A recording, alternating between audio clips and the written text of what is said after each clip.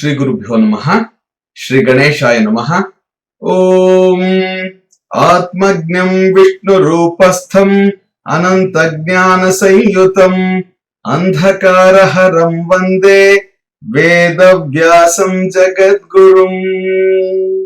ಸರ್ವರಿಗೂ ನಮಸ್ಕಾರ. ಶ್ರೀ ಸ್ಕಾಂದ ಮಹಾಪುರಾಣದ ಕಥೆಗಳ ಸಾಲಿನಲ್ಲಿ 338ನೆಯ ಭಾಗ.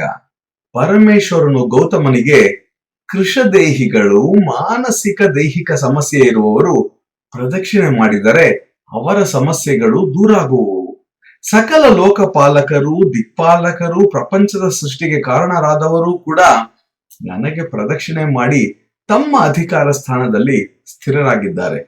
ನಾನು ಸಹ ಉತ್ತರಾಯಣ ಪುಣ್ಯಕಾಲದಲ್ಲಿ ಸಪರಿವಾರನಾಗಿ ಈ ಗಿರಿಯ ಪ್ರದಕ್ಷಿಣೆ ಮಾಡುತ್ತೇನೆ.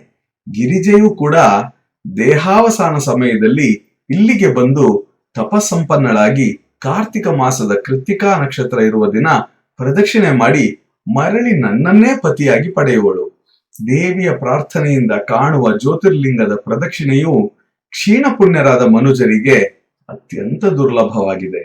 ಉತ್ತರಾಯಣ ಸಂಗಮ ಕಾಲದಲ್ಲಿ ಪಾರ್ವತಿಯು ಅಪೀತಕುಚೆ ಎಂಬ ಹೆಸರಿನಿಂದ ನನ್ನೊಳಗೂಡಿ ದೇವತೆಗಳನ್ನು ಸಮಾಧಾನಗೊಳಿಸುವಳು.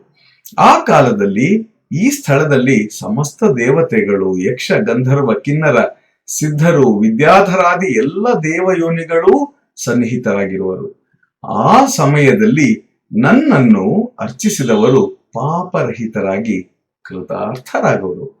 1 ಮಂಡಲ ಪರ್ಯಂತರ ಸಂಕಲ್ಪ ಪೂರ್ವಕ ಪೂಜೆ ಮಾಡಿ ಪ್ರದಕ್ಷಿಣೆ ಹಾಕಿ ನಮಸ್ಕಾರ ಮಾಡಿದ ರಾಜನಿಗೆ ರಾಜ್ಯವು ಸ್ಥಿರವಾಗಿರುವುದು. ಎಂದೂ ಅವನ ರಾಜ್ಯವು ಶತ್ರುವಶವಾಗುವುದಿಲ್ಲ.